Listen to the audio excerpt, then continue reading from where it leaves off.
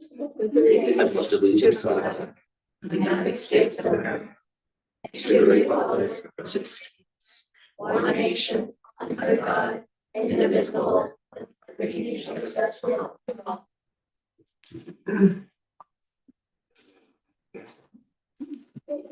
Motion to approve the agenda for minutes.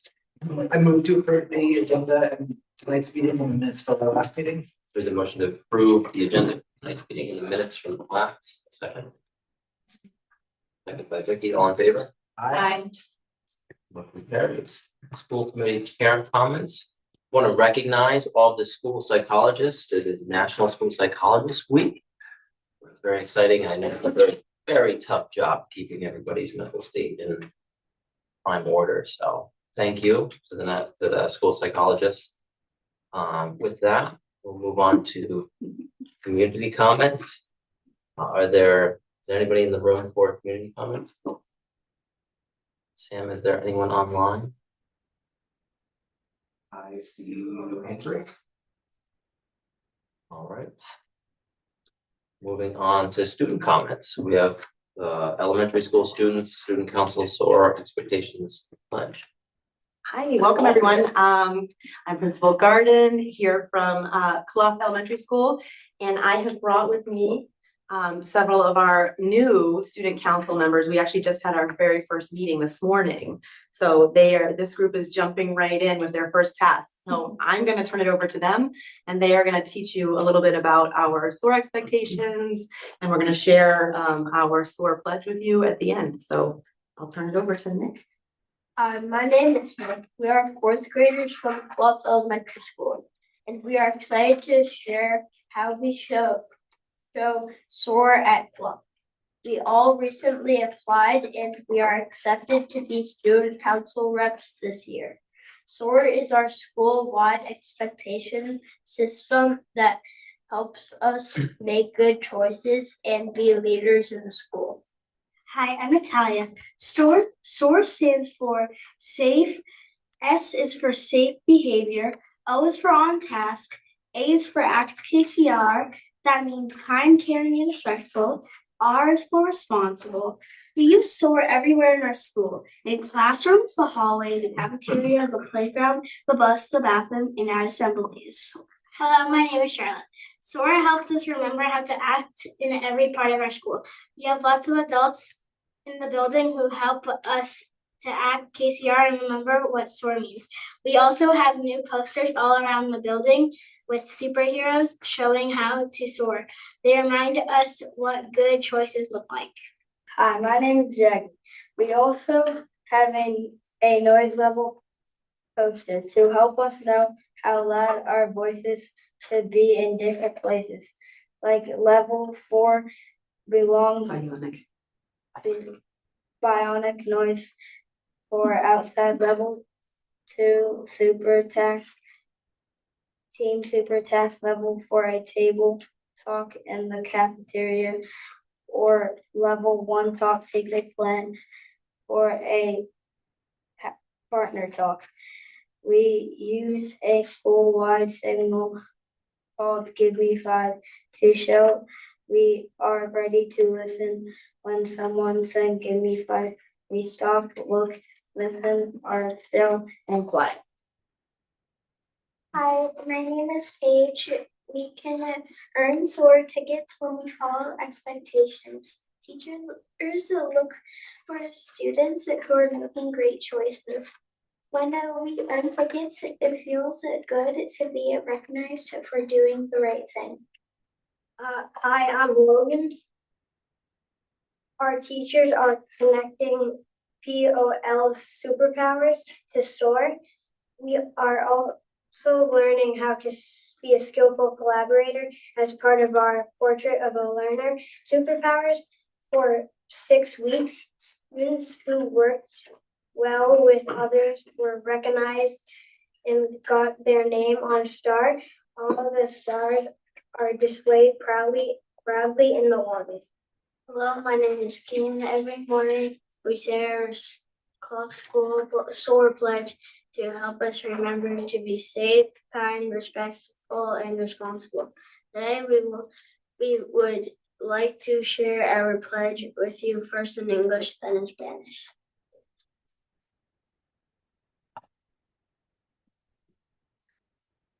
I promise to use my hero heart, be mindful, kind, and do my part. I'll care for others every day and help our school in every way. I soar with respect in all I do. I stay safe and strong, I see things through. With responsibility, I'll shine my light. Heroes together, we reach new heights.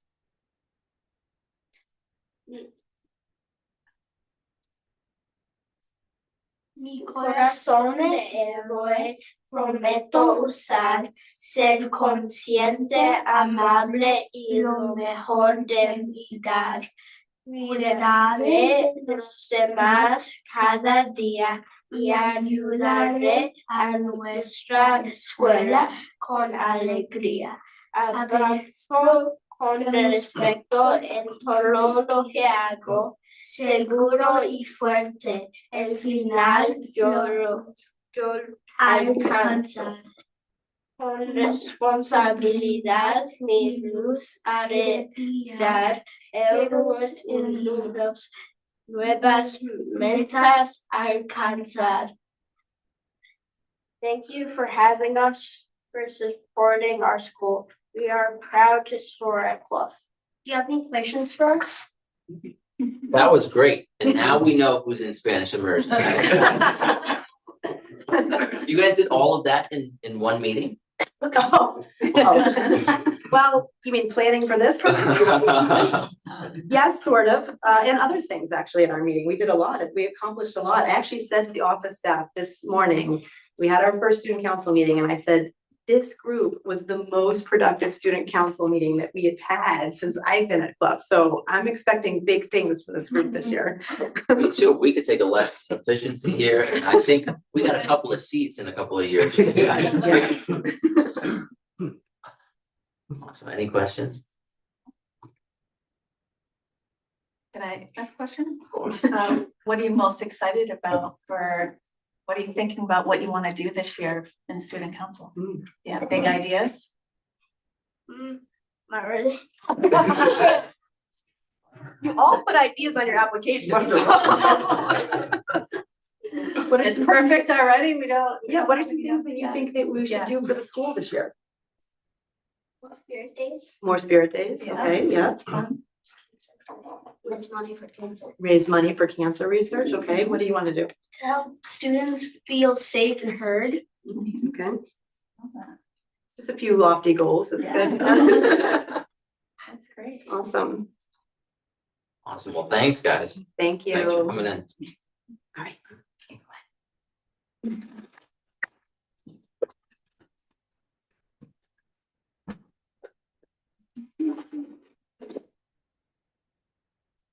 Okay, next up, student comments. All right, I'll try to. Tough to follow. I know. They gotta start Really and good. everything. All right, last week, the Active Minds Club at Mendon-Upton promoted mental health awareness and support through the theme of Spirit Week. The Spirit Week worked to promote inclusion and spread awareness throughout the school. If you'd like to see the specific days, have it attached on the dot. Along with that, 2 weeks ago, the sophomores and juniors were able to take the PSAT. The PSAT helped us prepare for the SAT format and different questions that we can see on the test. And it's a great way to get us ready for future tests. All right, and along with the Active Minds Spirit Week, Nipmuc hosted its annual Halloween competition hosted by Student Council. And so our English department won with the best faculty costume. They were all dressed up as Barbie and they definitely deserved it. And we also had some good other departmental ones, like the world language department was American Girl dolls. The history department was the different states, which was pretty cool. And yeah. And then the class of 2026 is going to be hosting our third annual Jolly Holiday Vendor and Craft Fair on November 15th. And so this is open to the entire community. And it's a great way to get some holiday shopping done in early. And then we're also partnering with our Best Buddies Club for a food drive where people can bring in canned food and non-perishable items for families in need across the community. Is that only at Nembok or the whole? For the The vendor camp fair. drive, yeah. Yeah, it's only down, it's gonna be at the vendor fair on the 15th, but Best Buddies is planning also to expand it as well. Any questions? for- Now do it in Spanish. I wish I could. Yeah.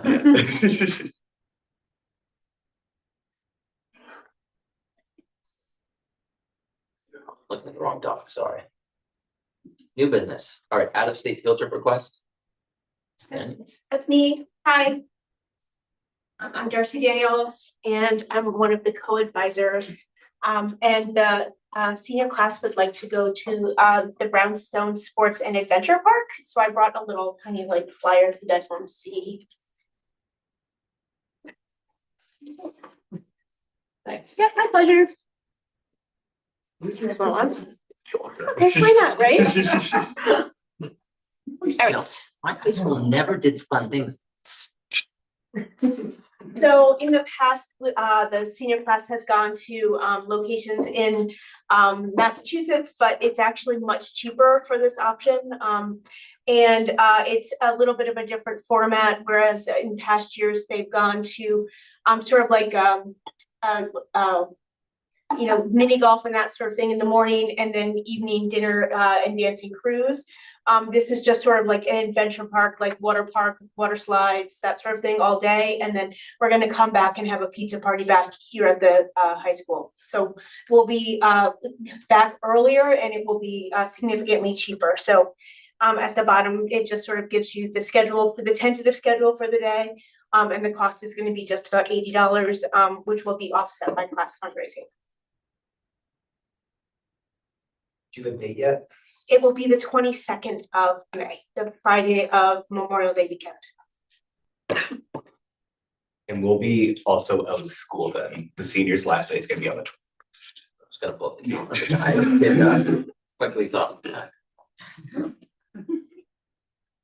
Any other questions? How did you guys arrive on this solution out of curiosity?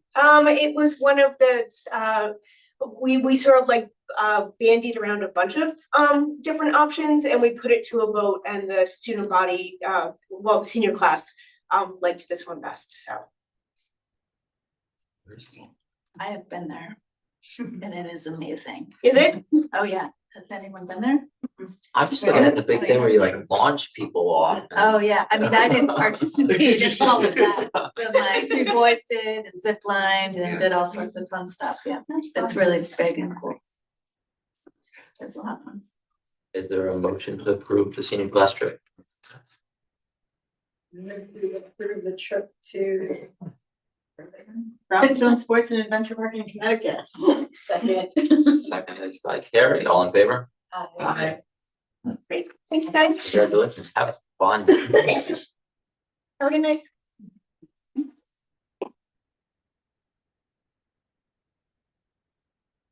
Next up, elementary school improvement plan.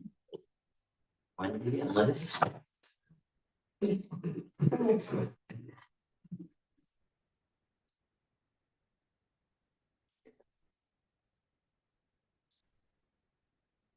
Okay, our goal is to keep this under 10 minutes.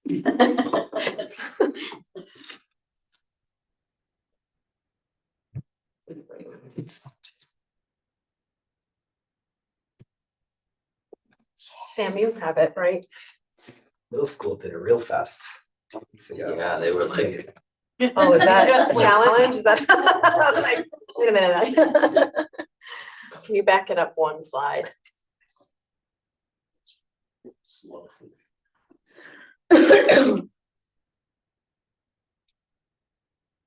Okay, I'm back. Liz Garden, Principal of Clough, and I'm joined by Wendy Bell, Principal Memorial, and we're here to share our elementary combined school improvement plan, where we have some shared goals, and then we also each have, which we'll tell you about at the end, our school-specific goals as well. And so Next slide. As you know, the Mendon-Upton strategic plan has those 4 big buckets of deeper learning, high quality curriculum instruction, equity, inclusion, and well-being, and community support. And then this year, we're adding in a layer of work around student performance, in particular, really looking at the achievement and opportunity gaps for groups of our students. I want to share a little bit about, we did a lot last year when we sat down and talked about what we did. We couldn't fit it all on the slide, but some of the things that we accomplished under deeper learning. All of our teachers at both schools are trained in Project Lead the Way, and everybody has implemented at least 1 unit and some more than 1 unit in every classroom. And you know, last year, Memorial had the opportunity to showcase their learning in Project Lead the Way through with people from the workforce at the 1-8 Foundation Showcase of Learning event last year. And our goal is to expand that so that both schools will be participating in that this year. Last year also, you know, our 4th grade teachers at both schools rolled out and piloted and were successful with student-led conferences, which was a big change. And we got a lot of positive feedback from both the students and the families after we conducted those. And, you know, we were able to showcase the students really their work, which was all year long on reflective practice and goal setting skills that we really try to kind of embed into everything about the day. Under the priority area of high quality curriculum instruction, you might remember last year we talked about the changes to the progress reporting with the report cards. And, you know, so we made those revisions and rolled that out, I feel like successfully last year. And then we also started the ELA review, curriculum review process. And we had, you know, we had a very large group from both schools starting that work last year of just really kind of creating the vision for the process, you know, reviewing lots of different curricular resources. And then we were able to narrow it down to 2 that we have been field testing here this fall. And then under the priority of equity, inclusion, and well-being, you know, we both are continuing to work on the whole student review process. So we spent time with that last year and we're scaling it up this year, which you'll hear more about. We also both, you know, had a goal of including more family engagement activities. Sometimes it was like literacy nights or STEM nights or different activities where we are engaging our families at both schools. So those are just some highlights from last year. And now we will get into this year. All right, so the next 4 slides are the buckets continued into this year. So this first slide is around deeper learning. A lot of the work that you see in our school improvement plan this year for deeper learning is an extension of what we started last year that we're continuing on this year. So we're hoping to expand student reflection and develop opportunities for increased student agency. Each school in the district is kind of adopting a bucket of, I keep using the word bucket, a piece of deeper learning, a focus of deeper learning. Clough is adopting revision and reflection with students, and we are learning and digging deeper into student agency. I know the middle school is doing work on collaboration and the high school is doing work on authenticity. So we're all hoping to become kind of experts in those fields, those pieces of deeper learning over the next year and then come together as a district. We are working to develop showcases of learning at each grade level, K to 4.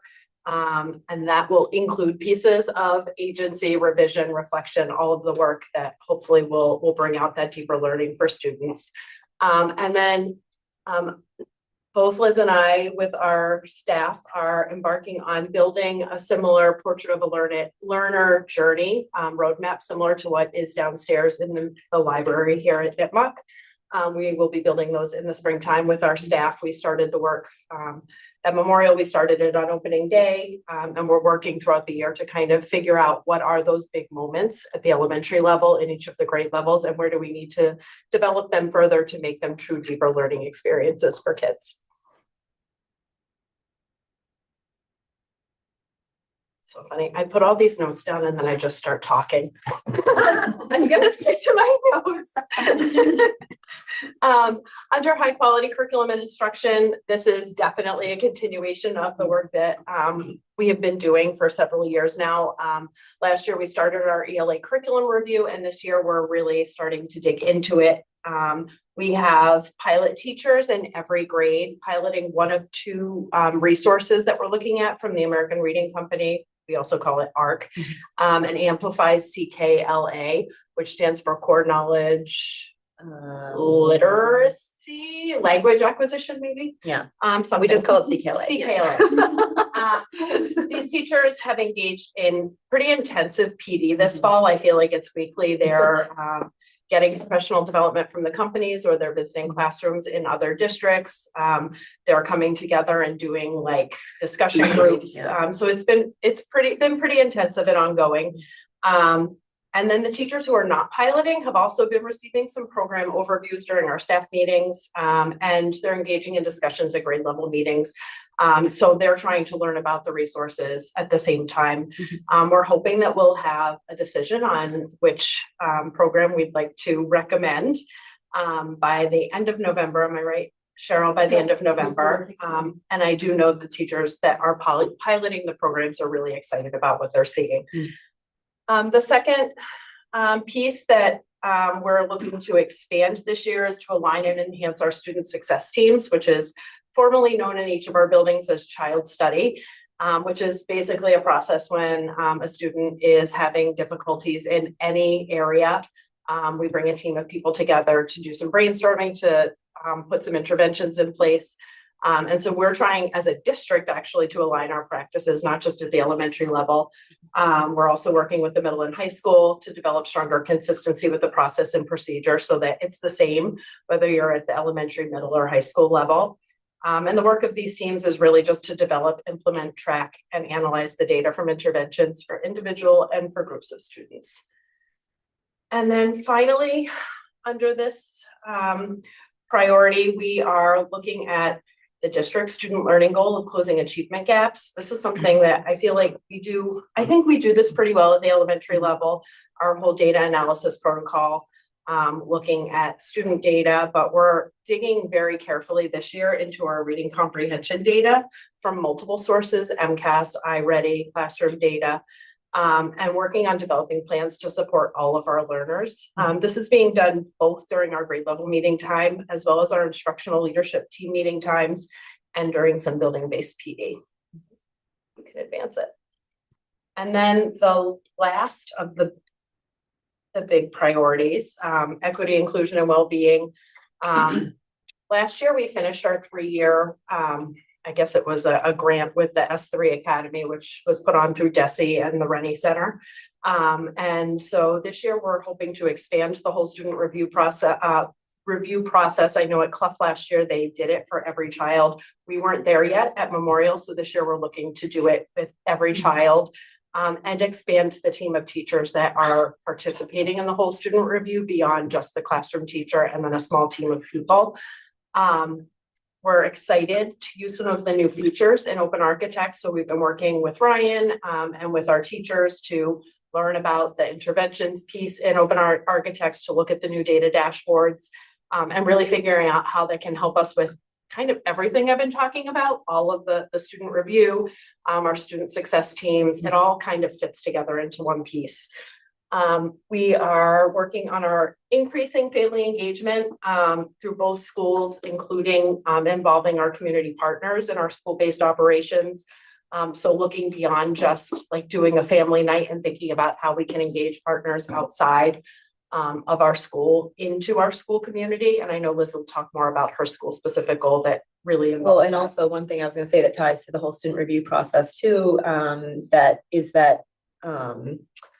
we matched kind of what the high school did, where we sent out surveys to parents to talk about a million words or less about their kids, and we've been getting those like in, and it's been actually, we've been doing our whole student reviews, and it's been nice to kind of talk about a student and then pull up what, you know, their parent says about them, and that's just other information that we didn't have, that, you know, it just adds to. That was my most exciting thing. Sorry, I know, you didn't say it. I know. So, thank you. We were just looking at it this morning, Ryan and Lauren Chuk and I, and we had almost 100 families submit a little blurb about their child or a picture, and they're really fun to read. And then we will attach them to the whole student review piece in Open Architects, which will be really nice. And then the last bullet there is, I call it reviving, because at least at Memorial, our social emotional learning team took a break for a year. And so we've revived that this year.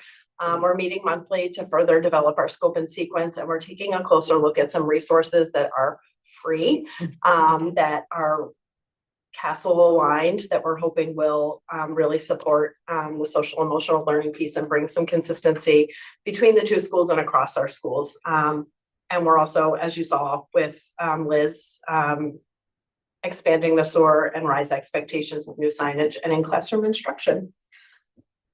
Do you want to start with your? Sure. Please. Okay, so we each have kind of our own specific school-based goals, and at Clough, ours is centering around, as Wendy said, you know, just more, you know, community partnerships, strengthening that, hoping to provide some more authentic career readiness, skill development, and learning opportunities for our students. And so, you know, as she said, some of the things that we've done is simply by connecting with families, but we want to take that, like in the spring last year at Clough, for Inspired Learning Day, we started to branch out quite a bit to local businesses, where we sent kids off campus, or we had people come on campus. So we want to expand that this year, and maybe do things not just for Inspired Learning Day, but, you know, like we partnered with Dean Bank, and so starting tomorrow, we're having a monthly deposit day where students are able to open up a savings account. But Dean Bank is also willing to do some other things with us. So, you know, really kind of strengthening that connection. We're trying to bring in different community partnerships during our whole school assemblies. We have a plan to have like just invite kind of local businesses and organizations to like a breakfast at our school, to just start really kind of saying like the sky's the limit with how we can do different connections for our kiddos. We're also hoping to, which I had it in here as like just our school goal, but I think that I'm going to hope like we'll do it across the whole district, of surveying parents and guardians to say, you know, what career skill do you have that you can share in some way, whether it means coming into the school, whether it means like helping to run a session at an event or things like that. So just continuing to really, you know, we hear a lot about at the high school about all those different like awesome career opportunities, and at the elementary school we're like, our kids are ready and like want to start diving into things like that. So that is what we have as a goal at Clough. And at Memorial, I'm calling this a communication alignment goal. We had a communication goal a couple of years ago, and this one comes directly from parent feedback about inconsistency, classroom to classroom, grade to grade, as far as what's being shared. So I have 2 Memorial parents on the school committee who can attest to this. Every the first Monday of every month, all of our teachers have linked their monthly newsletter onto kind of a landing page that we're all using. My specialists as well as our reading specialists all have their own newsletter. What's been really nice, and it wasn't something that I totally expected, is that all of my grade level teachers are working collaboratively on a newsletter. So when you see the newsletter come out, if you click on any of the teachers, they're all pretty consistent, which is exciting to see. So the messaging I think has been improved from classrooms this year. We also tried to make it easier to find information. So trying to like clean up my newsletter that goes out each week so that it's very clear what the upcoming events are, and where you can find things if you're lost. It's kind of a one-stop shop. So that's And the literacy updates, which we got from you, so. Oh, Yeah, yeah, that too. So not quite 10 minutes, but not too Okay. bad. Do you have any questions for us?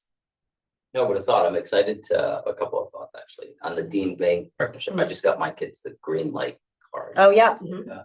Oh, yeah, my kids had that when they were younger. Keep Yeah. track of their finances and all that stuff. Yeah, it's pretty exciting because so every kid that applied for a savings account, siblings can also, even if they're not in the school, they can also open accounts. They gave everybody $5 to start. And it's like 4% interest. So yeah, right? So we did a little like read aloud math lesson in the assembly of like, what if you start saving money now? Like think of what you could get, down the road. I mean, they were like, I could buy a stuffy like next week, but we were like, think bigger. A Labubu. Don't start with it. Kind of not related to this year's improvement plan, but I mean, fairly recently, we switched the grading rubric. Mhm. How is that going from kind of the parents' feedback and the teachers' feedback? I think our teachers are feeling more confident in how they're grading kids at this point. I think we're having a slower transition with the families because we've only administered it twice. So it's going to be that now that we've done it for a year, I think that the teachers are better prepared going into the conference time, like what it is they need to communicate. So I'll check back with us next year at this time. I think it's kind of a 2-year process to really figure out what's working and what's not. So you're expanding the whole child reviews. I think you said that Fluff had already done it for every child last year, but Memorial is still. We're working on it. Yeah. How much time does that take per student? And what's the kind of the It's trade-off? supposed to be It's just supposed a to be couple of quick. minutes. But from doing some this morning, it depends on, like, there's different situations with different students where, it's hard to kind of cut people off and be like, all right, let's stop talking about this kid. And this year, we did it a little bit differently at Clough. Yes, last year, I had the goal to have every single grade do it. So I got subs and we would take a half a day for a grade, for example. So like all of third grade would come together and we go through every single student. And again, that's with me kind of pushing them to be like, we're just kind of brushing the surface so that we can make sure we cover everybody. And then there's kids that we might need to come back to. This year I gave my teams the option because we have a couple of the things going on that require subs, like for example, like the field testing that she was talking about. I gave teams options of some teams really like to be all together doing it. So, all the fourth grade teachers, for example, they want to kind of hear and they want to give suggestions or because sometimes they also swap classes and like co-teach different times. Other grades were like, we kind of want to just like one teacher at a time meet with the team. So I gave them that option this year, which is a little bit different, and they liked that. So, and people picked different things. So if they chose to kind of meet individually, we're using our data block times to do that. And then for some of the other teams, I'm going and doing like a day this week where we have subs and we'll have half a day and half a day. So it is supposed to be quick, but I have yet to be able to kind of completely adhere to the timeline. There's things that we can do ahead of time Yeah. to make the actual Yes. discussion process go quicker, but we're still refining it. No. For sure. It's time well spent though. But I will say, and what is really nice, and again, because we're just like I had done this process in a previous district, so I feel like I've had a little bit of an advantage over Wendy with the whole process. But what's really nice is that, every time we discuss a student, the first thing that we talk about for every student is their strengths and their interests. And so it's really nice to, because I feel like, as Wendy said, at the elementary level, we are really good about, recognizing this child needs intervention here, or this child needs, more support in math. But sometimes, there are kids that we miss out on talking about and really focusing on what makes this kid so awesome. And then we start with that. And then there's so many other ideas for what people start thinking about how to help them continue to be successful. So. Anything else?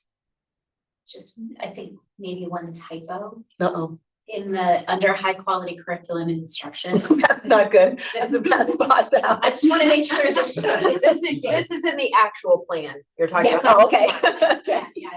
It says October 2024. Thank I you. assume you meant- Oh, That's not a big Okay. deal. not a spelling mistake. I No, feel better about thank that. Next. Thank you. Thank you. Thanks.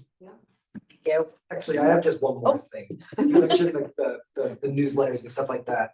Is there like a searchable way to like send those ones to families? Because one thing I've found is that I've read something. Mhm. And then I've come back on it to, a week or two later, come back to it, and I'm like, oh, which newsletter was it in? Mm. I'm like. So clicking, news clicking. like from me, Yeah, that's a you are- really good question. It's interesting you say that. Ryan and I were meeting today and really trying to talk about what is the best platform for communicating with everybody. Yeah. And so that, I'm not sure if there's a way to search for that. Yeah, through because I know SOAR. you hosted it with S'more or whatever off, Yeah, that does the translation stuff. for- yes, for- but there are other apps that can also do Yeah. translation that that's a good question. I don't know an easy way that you could search for something. I mean, they even, like, there's the Nipmuc Principals blog and you can you can link back to all the past newsletters, so I don't know if that's. I mean, I link all of my past newsletters, but we'd have to search through every single one. Yeah, so, yeah. I don't have an answer for you, Matt. Okay. Thanks. Thank you.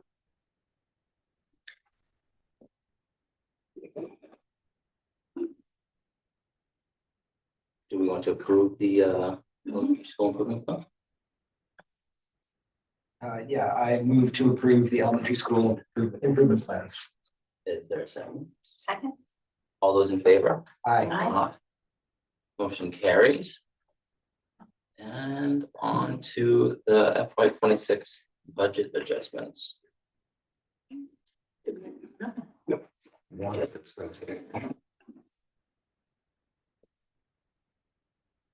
All right, so we need to move some funds from some accounts to other accounts. Main reason behind this, mostly it's moving money into the NIPMUC, what's called medical therapeutic services, which are contracted services for special ed. It was budgeted at 38,700. We've already exceeded that as of today. So there'll be some money from other accounts that we don't think we're going to need to have in that place. I gave you a spreadsheet that kind of shows where it's going from and to. The accounts that we're moving the money out of, like, for example, the summer sped tutoring, we've already finished the summer spend. We've got 5,000 left that we can safely move out of there.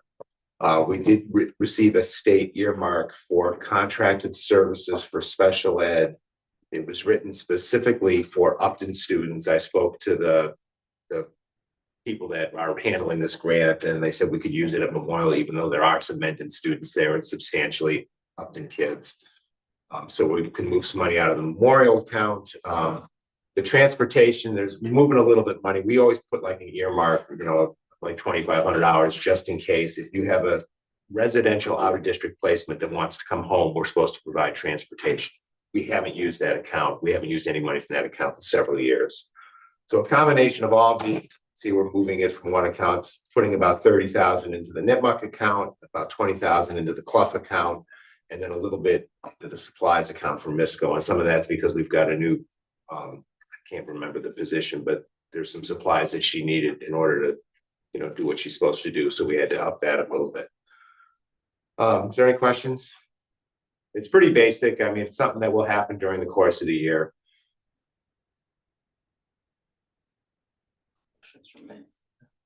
Vicky here. All right, motion to approve the budget adjustments. Anyone? So moved. Second, Second. second by Vicky, all in favor? Aye. Aye. Thanks, Jay. Okay. It's nice and thanks. Less than 10 minutes too. Just. Okay. We only had Superintendent one slide. and administrative reports. Yeah, I'm gonna wait for Sam to pull up my presentation, which is at the bottom of all of the notes, Sam. Thank you. And I'm gonna just share a couple. There was many more I could share, so I just picked a few select district events, highlights, and some of them relate to our strategic priorities and our progress. And anytime we have any updates related to grants, I'm always going to bring it forward at the next meeting after we hear that to keep you updated on that as well. And so that's what I'll provide to you.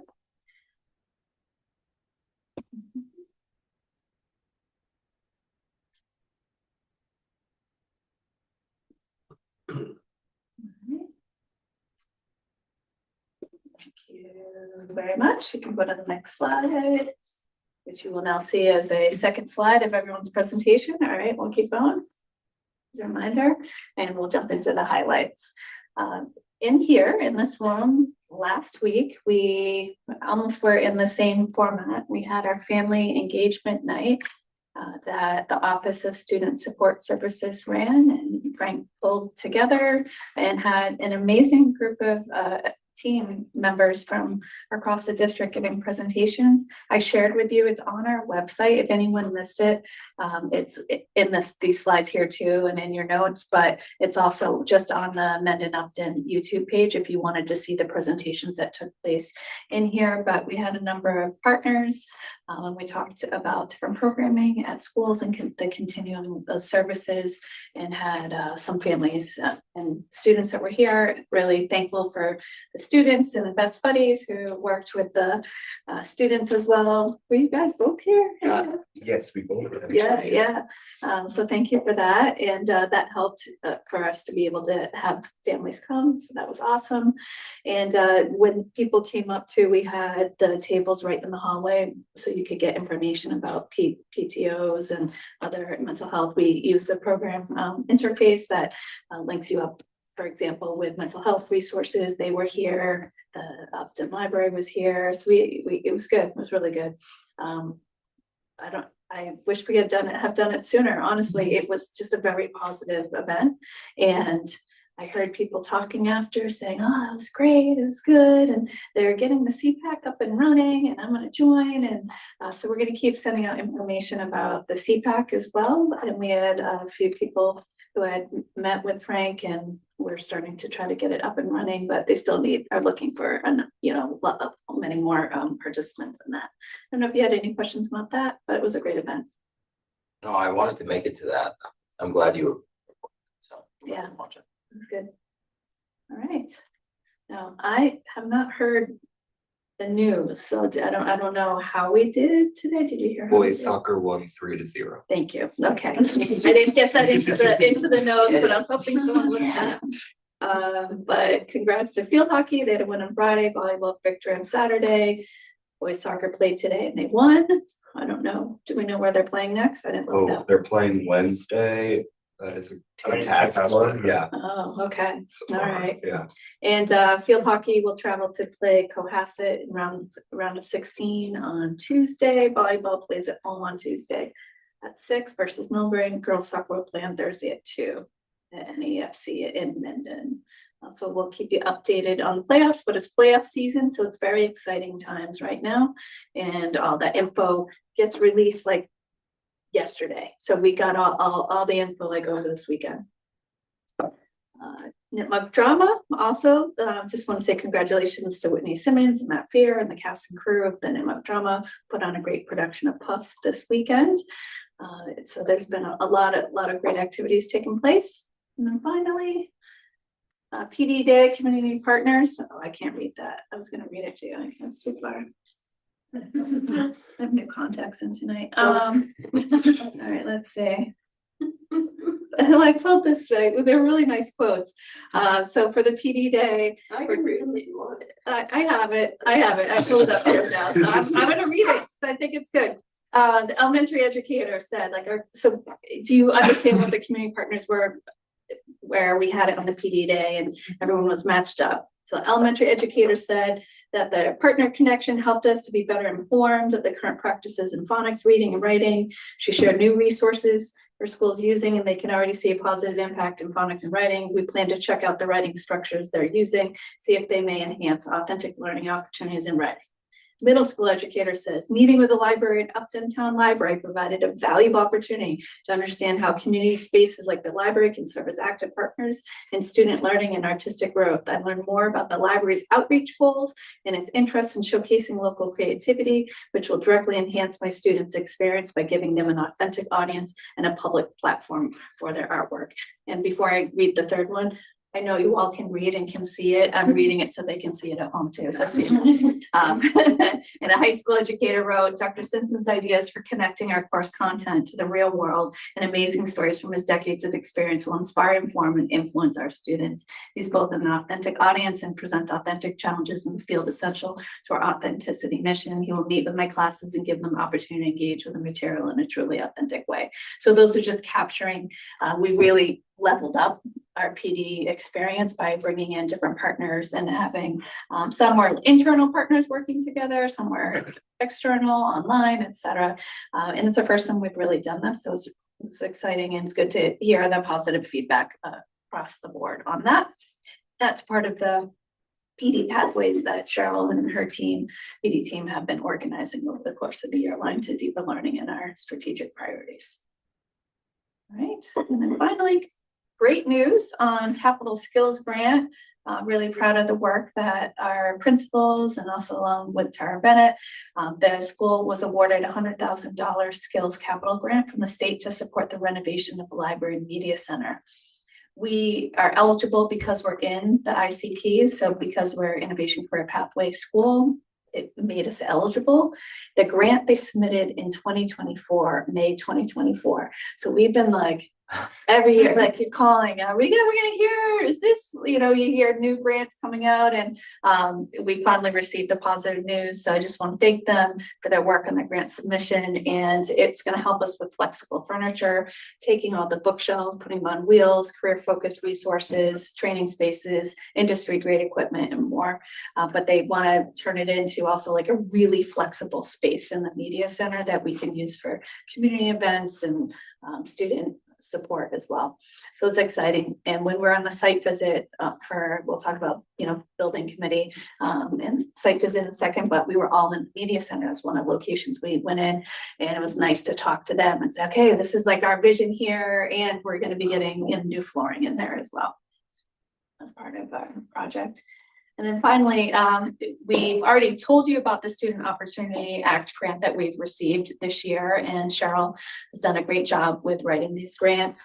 What's really interesting is because we apparently keep getting money because we're doing such a great job with all of our practices, that they keep wanting to talk to us to learn from us about what it is that we're doing that's making a positive impact. So I just wanted to share, we met with them, Cheryl and I did last week, and we talked about the high quality instructional materials like bridges, and for example, because it was math growth that we were seeing, and the positive impact of having those high quality instructional materials. Also that access to open architects and iReady that I know you hear us talk about all the time, but the fact that our teachers now have access to so much data about their students is really becoming very impactful, especially when you add in the data inquiry process and the fact that they're talking about it at meetings. And that's because of a lot of training that's been provided. And then we have the teacher leader. This grant supported the instructional partners, and it helped pay for the stipends for instructional partners and developing the teacher leadership, which has been instrumental. And so those are the practices we shared. And then last week, Monday, last Friday, I got an invite for us to go to a conference and tell more people about all the great practices we're doing. And that was from the new commissioner or whoever wrote his email for him. So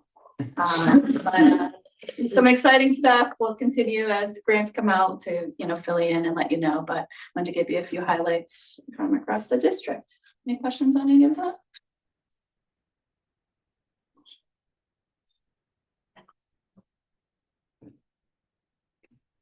All good news. Good news. All right, it's all good news. Yeah, thank you. Money is always good news. All right, so then we can maybe jump to the building committee and capital project report. You want to come back up, Jay?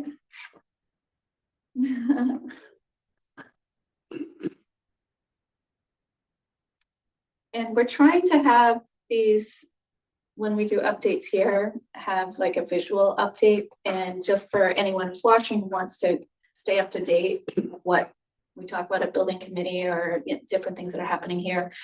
I am posting this on the Capitol, like in the listing on the Capitol update page. So after a meeting, you'll eventually be able to see these presentations as well, for more information. Right. Okay.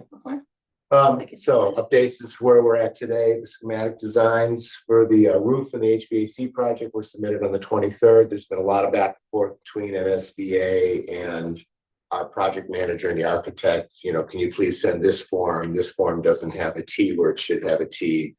Little things like that. They're going back and forth. All that is, I think, pretty standard. The construction package is due in January.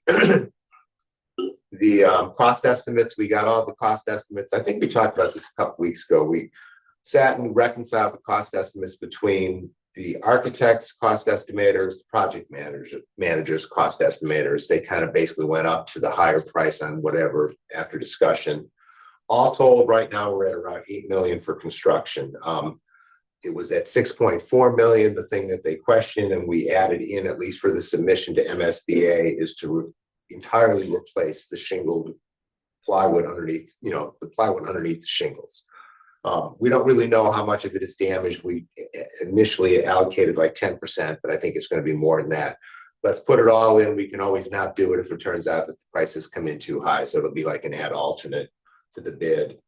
So that was one piece. We're trying to get the HVAC stuff sort of reconciled with whether there's incentives for them. Again, there was some back and forth between the architects, engineers, and the engineers from Innovis saying, well, I don't know if these will apply. I think they might. So they're going back and forth on that as well. And I think we're going to move forward on that relatively quickly. We have a weekly meeting with our project manager and the architects every Thursday. There's not a lot that's really happening now. Once it's submitted, we kind of have to wait for MSBA to get back to us. The next one basically kind of shows you how it all broke out. So right now, our total cost estimate is just under 9 million for the roof project. We estimated and were approved at town meeting for about 10.5 million.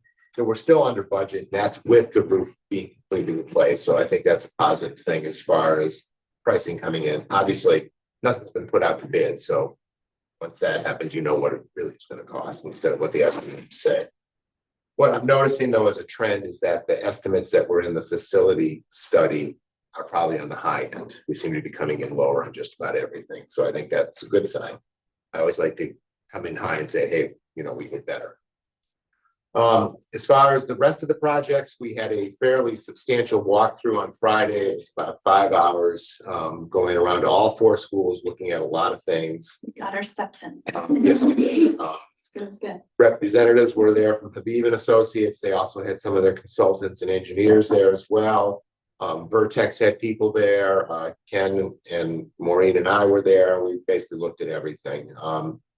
The one thing that I took out of that meeting is there's been some back and forth between our electrician and Ken and the engineers with Habib about whether we have to replace the switchgear, which was part of the projects. You know, you'll see a picture of it in a second.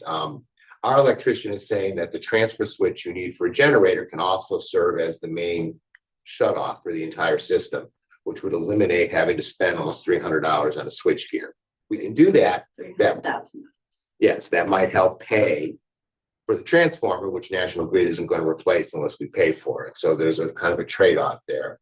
We're looking at incentives for the transformer. They were coming out to look at that. As far as the energy management systems, they're in at Memorial, it's in at NISCO. There's a lot of fine tuning that has to be done. Some rooms are cold, some rooms are hot. It's all in programming and us learning how to work it and then coming back. There's a couple of things that haven't been finished at Memorial that they still have to complete. One of the other things that has come up is that the boilers are supposed to be connected to the system, but the control board for the boiler is not compatible. So we might need to upgrade that. So we're going to have to look into that as well.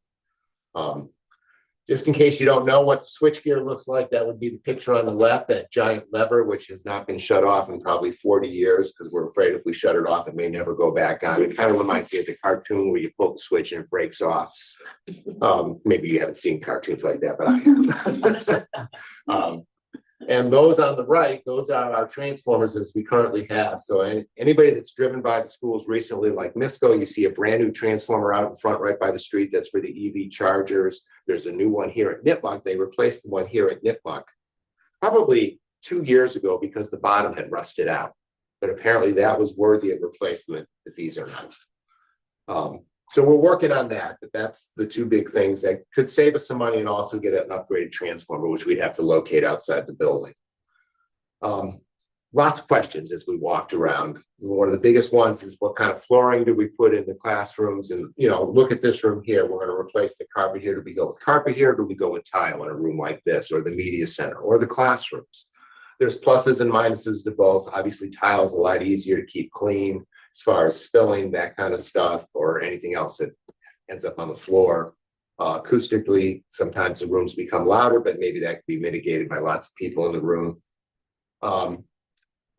We've done several rooms at Misco. We're not going to replace the carpets or the tiles in the rooms we just did in the last 3 years because they don't need to. So there'll be a little bit of a savings there. Of what we were looking at, so in the Misco rooms, you'll have, when you come in, there's tile, and then there's the rug. And in some of the rooms, when we had the grant funds, we replaced the carpet with carpet tiles. So we're not going to redo that whole room because we just use grant funds for that, right? And it saves us money.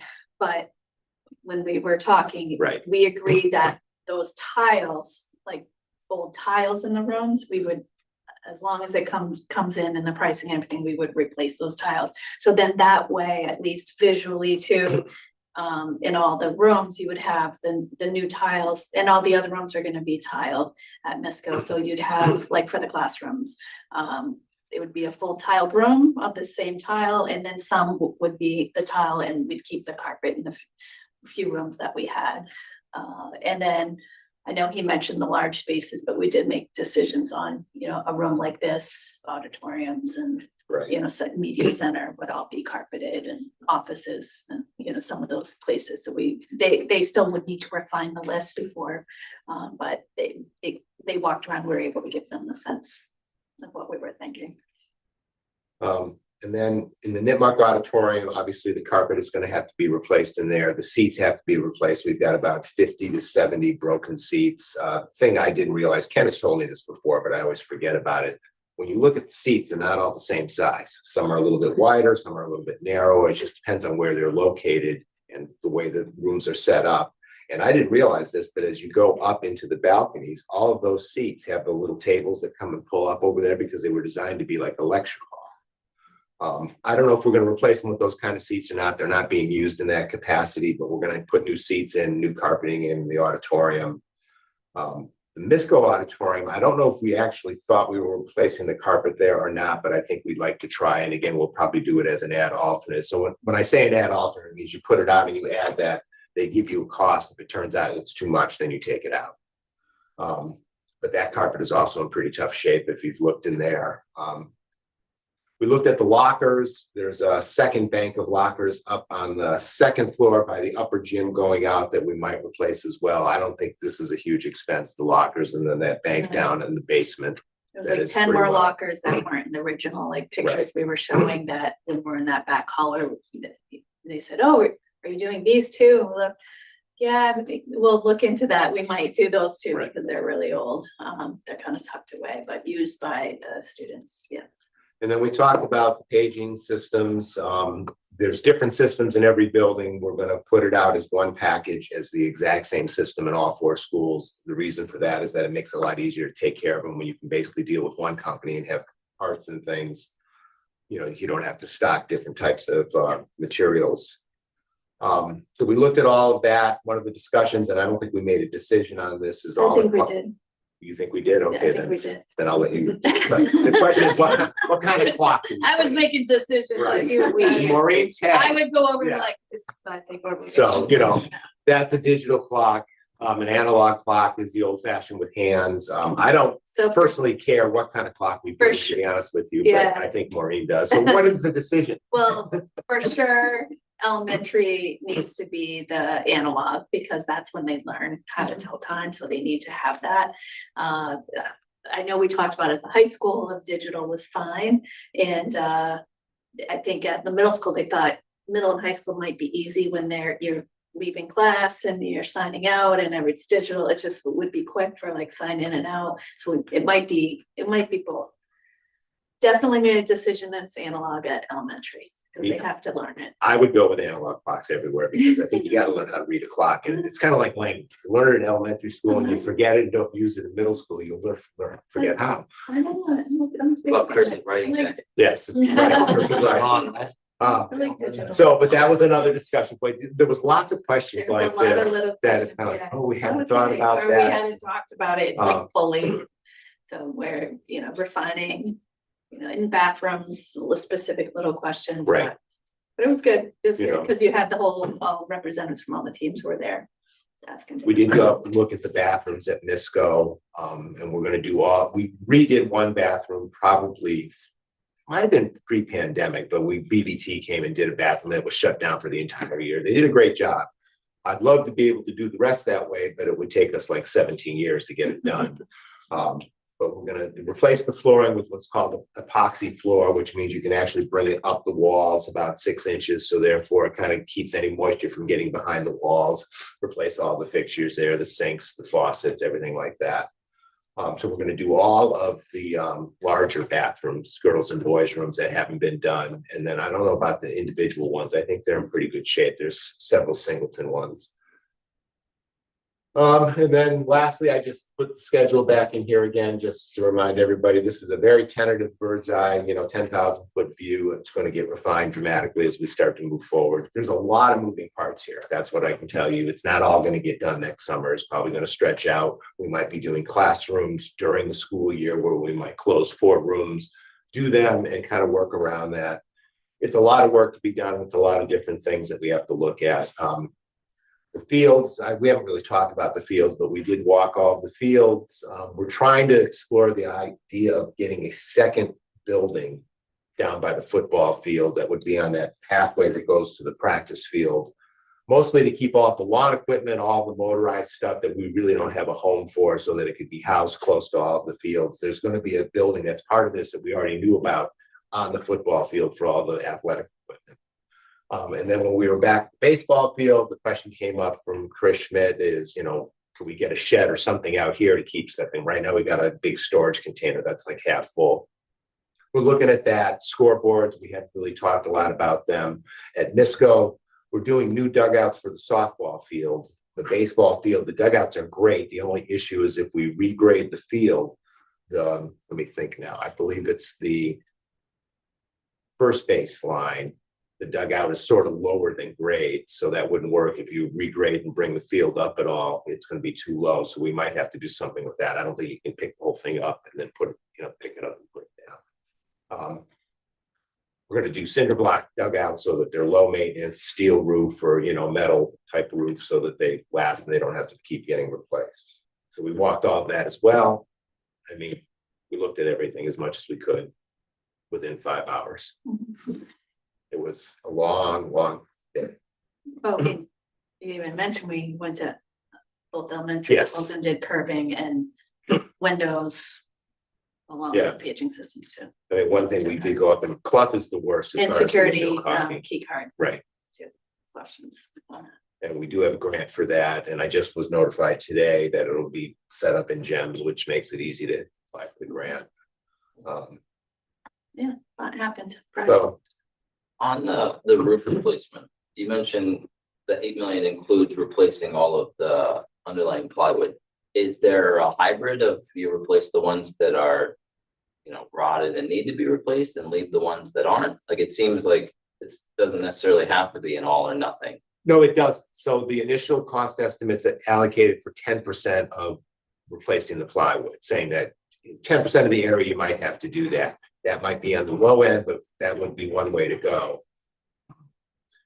The idea to me is if it's within the budget, it was about a $1.5 million increment to replace all the plywood, because there's a lot of roof here. But if you could get an entirely new roof, because we don't really know what's underneath there, I think we'd like to at least find out what it costs. If it's too high, we don't do it.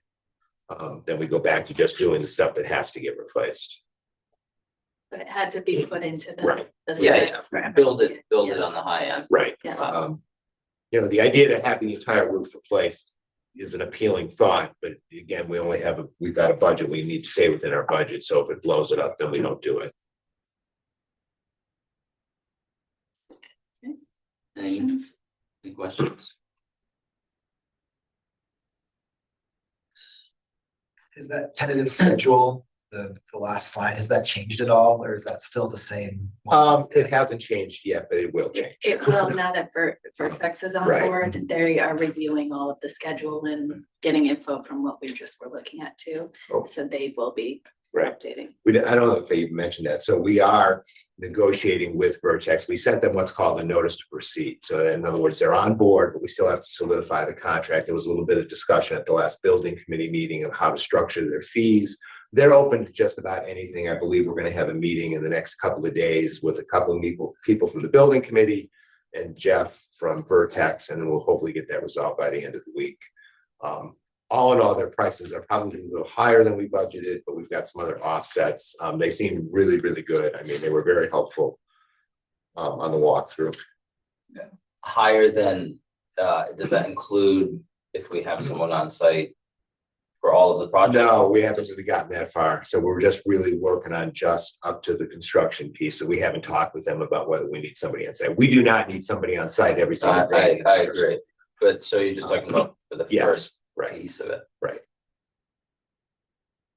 But we need to get the contract resolved. I'd like to get them up and running. I'd like to start setting up weekly meetings with them and with somebody from Habib and Associates as well, because although it seems like stuff isn't happening, it is behind the scenes and it gives us a chance to be updated on it all, which is what we're doing with the roof project.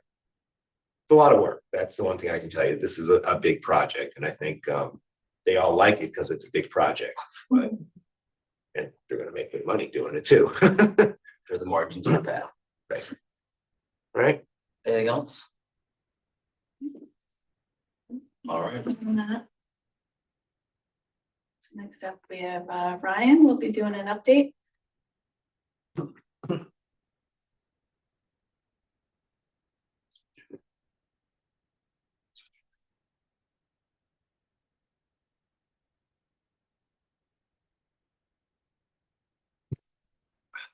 Hi, everybody. Ryan Robidoux, Director of Learning Innovation.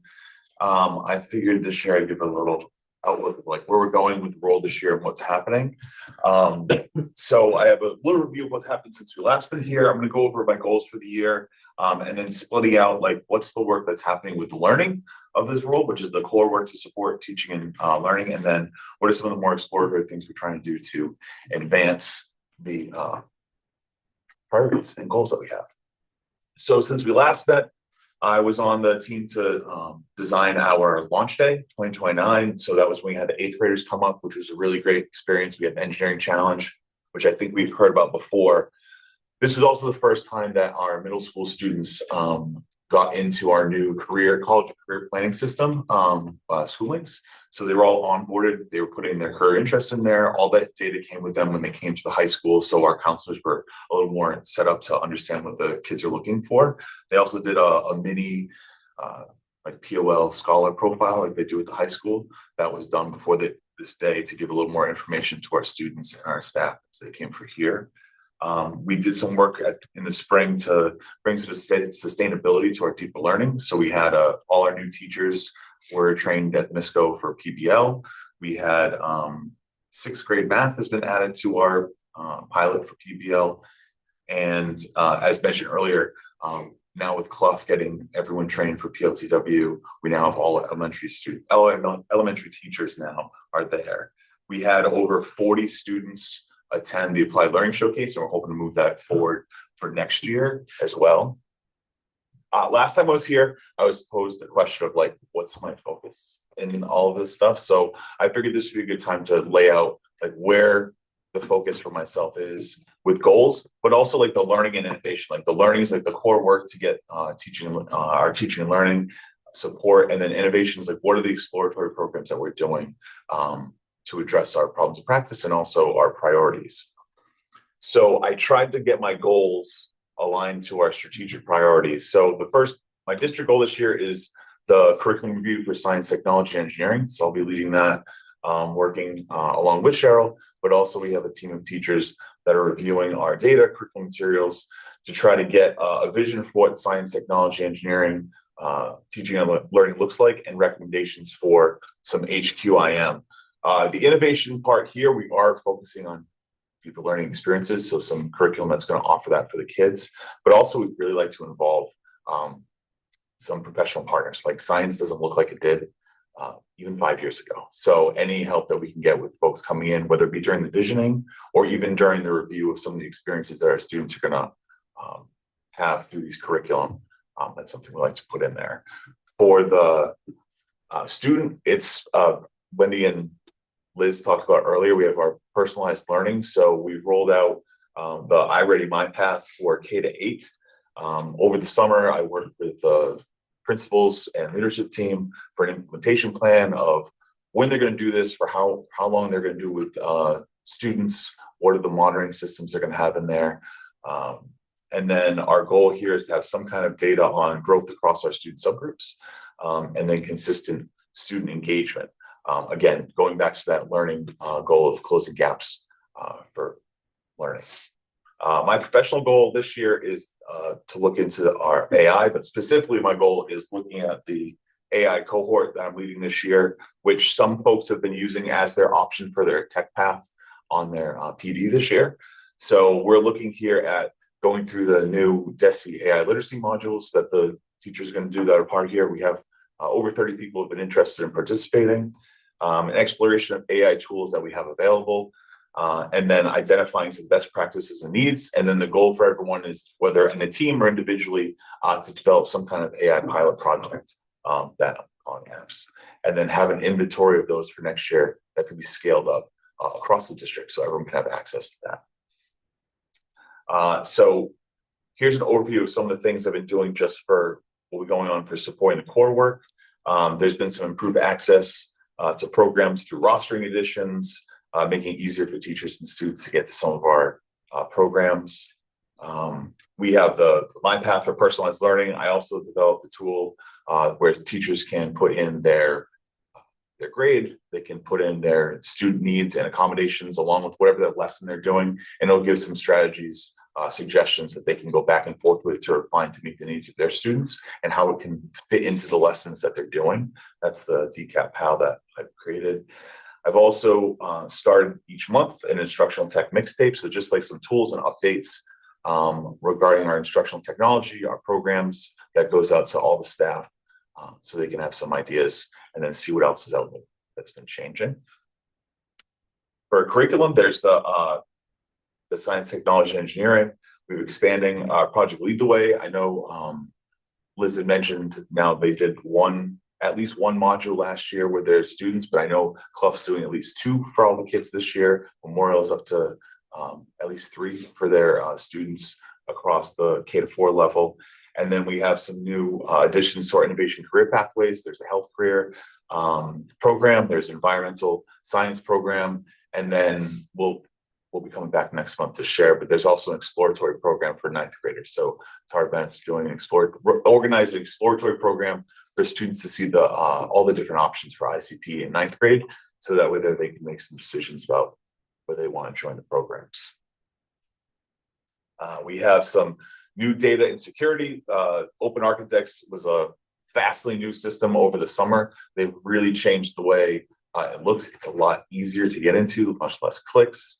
And then we're also having new dashboards. We're getting ST Math on there.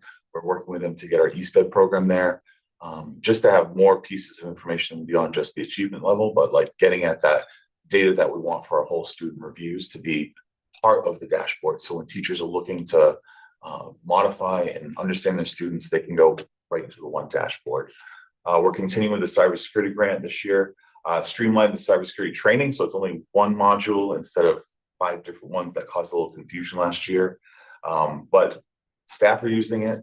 People are responding to it. I'm getting updates daily through either the little fish hook and the phishing, Or just people constantly emailing us and asking, is this a phishing scam? I'm sure Sam has also got them. They've been very, responsive, so much so that a lot of the time it's not even a phishing scam. They're just being overprotective of their data. So that's good to hear. For our innovation work this year, looking at what are the exploratory things we can do to push forward our priorities, but also address some of the problems of practice that we have. So a lot of folks this year are saying this is like year one for AI in schools, right? It's been 3 years at the end of this month that ChatGPT has been released to the masses. And this is the first year that education anyway has had a lot of guidance and policy guidance, especially from the state. DESE had a task force last year that released these guidelines for creating strategies for using AI in schools. I'm part of the task force this year, and our focus is curating tools. So last year was about policy analysis and what we can do to get people literacy in AI. This year, it's how can we build up the available options for teachers and students and use cases on how they can use generative AI in a responsible manner. We've updated our access. So these are the tools that we have access and have opened up access to for teachers and students. All of those tools have a signed student data privacy agreement on file with Tech, which is the consortium that we use to make sure that all of our data privacy is in order. For our cohort, the goal is exploring tools and specifically focusing on using AI tools as a partner in teaching and learning, right? The human element is still valued, the human element is still part of it. This was just a chart that I put up there when we had our first meeting, but really looking at these exploratory tools as how can we have contribute this year insights or recommendations to kind of shape where we're going as a district. I know that's part of Maureen School this year is for getting better and understanding our AI. But I also think in conversations at the task force level and also talking with DESE this year, some of this is not just about AI, but it's also thinking about how we think about emerging technologies. We have no idea what's going to come down the pipe. So a lot of this vision is going to be how we're going to address things when, sure, it has AI built into it, but it's not just AI. It's some new tech that's coming down the line. And how are we going to address literacy with that? How are we going to address explorations with that in a responsible manner? So the goal, one of the outcomes is that they're all going to design in the cohort and share and implement a small scale pilot project that hopefully some of these, I mean, we have 30 or so people. If we can get a handful of them that can be scaled up and useful across the district, then we can next year roll some things out to help people support and using these tools across the district. Currently, we're in the exploration phase. Starting in December, we'll have a feedback opportunity for everyone to come and share what they think their goal is going to be, get some feedback before they implement in January, and then we'll have a celebration of that towards the end of the year. Some other innovation related things. I joined the Ally team at MISCO this year, and they were already in the process of creating these collaborative roles because they're focused on collaboration. So we've kind of pushed it forward to design these collaborative roles that would be used during student activities in the classroom. Nick and I presented at the PLTW conference on Monday and got some positive feedback that other districts are very interested in that work. So it's moving along the same lines as what Mendon-Upton has been doing with their authenticity protocol. We'll be going on a conference this week to get more information and kind of drive forward that work. So hopefully by the end of the year, we can have it codified and be able to have it more available across the district. We have some more school and career connections. Mendon-Upton was interested in School Links last year, which is a new career and college planning tool. And then this year, MISCO is kind of latched on. They're very interested in using this. So one thing that I talked with Nick and Ann is looking at the career interest surveys that they're going to do through School Links and how can we use that information to provide opportunities for students to get access to some information about careers in middle school. One of the ideas was to have a meet your future type situation, some meet and greets at the IIC where we could bring in people from those careers, specifically maybe the ICP careers, and have students have conversations and see what that's all about if they're interested. And then we have new data sources going into open architects. Last year we had the My Name Is project where students were recording their names, putting it into open architects so teachers can have access. We're still going to do that. We're doing with the kindergarten students, any new students that are coming in, finding out any students that didn't do it last year, making sure it's up there. And then this year, as Wendy said, I've been working with folks to get their new 1,000,000 words or less documents up there for students to see. So I'll be back next month. And then by the time I come back next month, I will have gone to literacy night. So I'll be at literacy night again at Memorial. I talked with Lauren and Wendy. Actually, no, I didn't talk with Lauren. I talked with Leah about what I could do there. And, you know, one of the things we talked about was I'm going to share some ways that we can have tech tools to support literacy and reading at home. So like what can students do at home if they have devices or any other, or the devices they have access to here. We're going to have a lot more sharing about our AI pilot projects. I'm working with NITMUP to have a rollout of the new Gemini tools in Google Classroom, and then also starting to think about feedback from students. So I think in December or January, we're going to have a lead learner event. We're going to get some feedback from students on the AI pilot projects that NITMUP is going to be proposing to work on in January, but also just in general, like where are students at with AI and their feelings. Like there was a stat when I went to MassQ that 66% of educators are still a little bit worried about the cheating aspect of it. I know students are feeling that pressure, but then on the other side, 66% of folks in industry said that they wouldn't even hire anyone if they didn't have any experience with AI tools. So there's a gap there that we have to start thinking about. And then when I come back, hopefully Tara Bennett will be with me, and then we can share some information on the ICP exploratories that they would have done by then. Hopefully getting some information on student experiences for there. Questions? On the AI front, what are teachers doing to prevent cheating? Writing papers, right? You can easily generate a 5-paragraph essay with AI in 5 seconds. Yeah, it's true. You have to, the thinking that we have to come up with is it's not necessary. We can't change the tool. You can always do that. But what's the expectation of the activity? It's the same thing we had when the internet came about. Well, you could just go to Google and search this fact. Well, content is out there. We know content's out there. If we're teaching just content and not teaching the durable skills and not teaching the thinking skills, then no matter what emerging text could come out, they can cheat. But it's what are we doing with the activities in school? One of the great sessions I saw when I was at MassQ this year was a group of librarians and ELA teachers from Cambridge who were very open about their hesitancy of using AI. But they developed a really amazing human-centered I guess you could call it protocol, but activity design for research or research papers. So they developed and tested a number of prompts they could use in Gemini, and then it would facilitate the students building out their research idea, how to operationalize some of the features in there. Now, with Gemini specifically, once students go into it, they are entered into what's called guided learning. So in guided learning, they don't get answers. They're not just given, if they're put in something like, write me a 5-page essay, it's going to guide them through that because it's going to start prompting and asking them back, what's the subject? What's your tone? Like it walks them through all these pieces. So some of the AI tools have that's starting to be built in there. But we're still in the early days. So I know that we have to focus. That's one of the focuses for this cohort this year is like, what can we do with it now?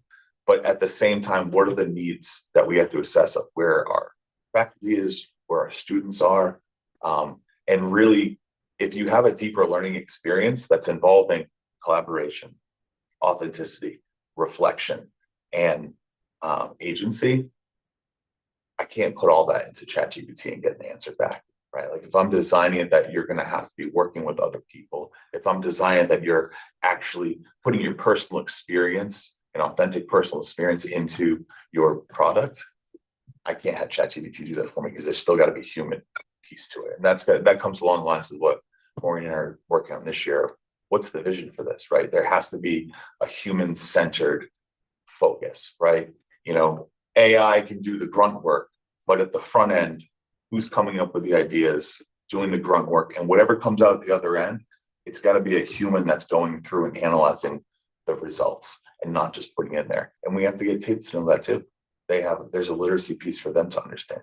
And that's not any frameworks yet. Like this is all so exponentially fast and changing. And the only way for us to get there is to have some programs to explore, but then also ensuring the tools that we're getting out there are safe and secure. Like none of the AI tools that we're using is taking any of the student input and filtering it back into the system. Any comments, questions? I have a question about this caught my attention, the decap pal that you talked about. Could you talk about that a little bit more? Because it sounds like it could be a really helpful tool. Yeah, so there's a actually Sam, go back to the first AI slide. Yeah, oh yeah. So PlayLab is this AI company who they've released a tool where you can create apps with AI prompting. It's actually pretty phenomenal because the whole focus is human-centered design, which is my background in computer science. And through prompting, you can create a whole app. Like they have some people that do it for math problems, or in the workshop I was with, somebody was a college professor and they were putting in their lesson plans and having it spit out templates that was like aligned to what the college was for. Anyway. And that's what I used for the capital project. Yes. And that's how I got access to it. Mentioned it many times, but I went to a workshop and learned how to do it. Yeah. Yeah. So the great part is you can feed in the information that you want to be part of the large language model. So in the DCAP PAL I built in, there is our DCAP PDF that we have, the UDL guidelines, and also our portrait of a learner is built into there. You can also give it a memory so it knows about things in the district. So I made sure that it knows we're a one-to-one district with iPads. We have access. I listed all the software we have access to, the curricula that we use. So when someone goes in to actually, I don't know, do you have access to get to it? No, I don't think you easily have it. No, you'd have to log in as me. That's fine. Anyway, so basically it comes up with a screen. The teachers put in what their grade level is. They list out their accommodations or needs of students, obviously anonymized, but even if not, like PlayLab has signed student data privacy agreement. So none of that information is going anywhere but where you're at. And then once they list out those accommodations, they can either upload a PDF of their lesson, or they can just kind of describe what their lesson is. And then I programmed it that it'll give them 3 to 4 suggestions, because you don't want to overwhelm people. It gives 3 to 4 suggestions for meeting those needs and accommodations in that activity. And then since it's still an AI, it's still an AI chatbot. So you can continue to refine, say, oh yeah, actually, I don't think that's going to work for my class. What if you change this to be group work? And then it'll kind of go down from there. And there's a whole other set of guidelines that I put in there to kind of like guide the conversation, but it's actually on tomorrow. I'll be with John Clements and Marianne Moran, because John's built a similar tool for portrait of a learner reflections. So they want to have this tool go out to students so they can the student puts in, oh, this is what I did. Here's my evidence for global citizen. And then it will walk the students through a protocol, ask them questions of what made you, what about this thing makes you think that you met the competency for that? And then the goal is the transcript. John wants it so the transcript of that conversation can then be sent to their teacher to evaluate whether they've made progress towards that competency. Lab is a really powerful tool to get people access to building, right? Like instead of just being a consumer, which is the problem we've had in the past with instructional technology, like teachers and students being just consumers, but this is also like you can create something. We actually have a student in the ICP computer science program for her capstone. She's using PlayLab. So her goal was she wants to help inform senior citizens on the dangers of scams of cyber crimes and phishing.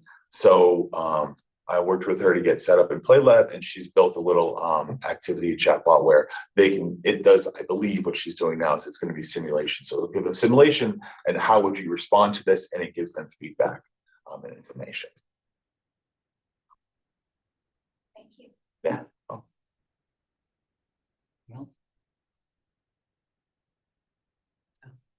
Thanks, Ryan. Thanks, everybody.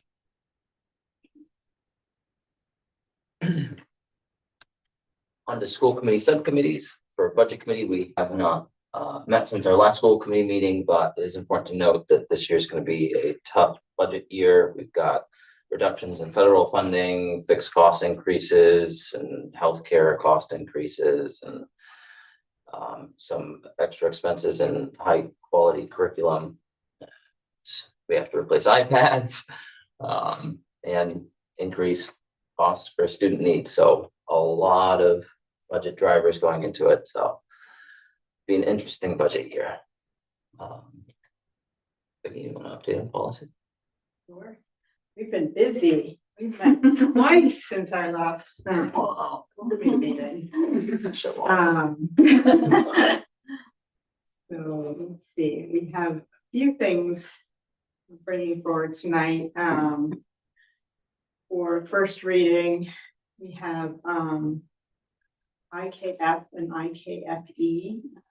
So those are tied to the competency determination, which is a new policy that's due to be submitted to the state by the end of the year. That's related to the changes in MCAS requirements for graduation. So we're bringing both of those forward for first reading tonight. And we also have a new policy, ECAB, access to building and grounds. So we have that for a first reading. And then we have two policies that are related. So ECAB is a new policy that we don't have currently. EC and ECA we do have currently, and so we have just made some very minor tweaks there. So we were suggesting to leave the first reading there. If you click through, you can see that's there. And one is just to gender neutral language. One is just adding a word to delineate between the schools. So, so those two we would look to approve tonight. And then we also, so we have one more. I don't think it's JJ something. I'm not seeing me. It's JJ. JJE. Thank you, Matt. So that is also going to be a new policy for us. We do not currently have JJE. It does exist in the MASC reference manual. So we were looking to add that. We've created a draft and we're bringing that forward for a first reading tonight.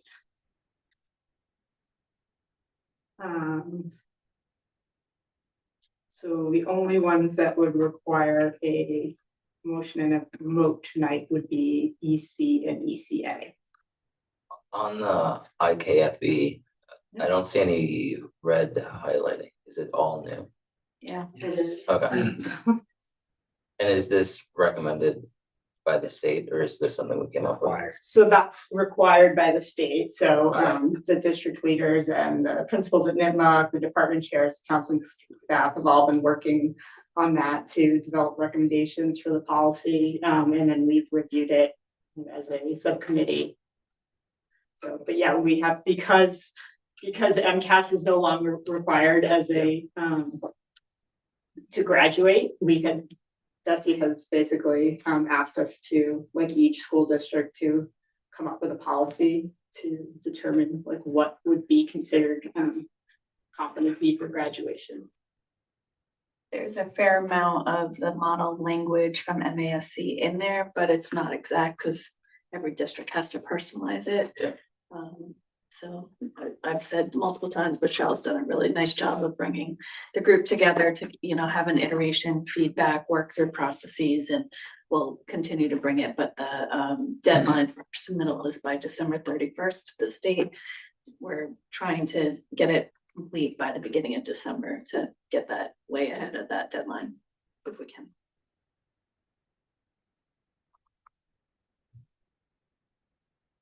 Someone like to make a motion? I move that we approve the EC and ECA policies on building and grounds, building ground management, building and ground security. Do the first readings and approve them as modified. There's a motion to approve EC and ECA, Second. seconded by Carrie. All those in favor? Aye. Aye. Motion carries. Anything else? Get everything? You did. That's a lot. Negotiation subcommittee, there's no meeting scheduled. It's not a negotiations year. Superintendent eval, subcom, Karen. No updates since last time, and we won't be updating again until mid-year. And capital planning subcommittees kind of folded into the building subcommittee, which have to go and provides updates every school committee meeting. Other matters not anticipated by the committee within 48 hours. There are none. Future agenda items, technology update, and accountability report. And with that, is there a motion to adjourn? To adjourn the meeting? Motion to adjourn by Vicky at 8:35. Second by Carrie. All those in favor? Motion carried.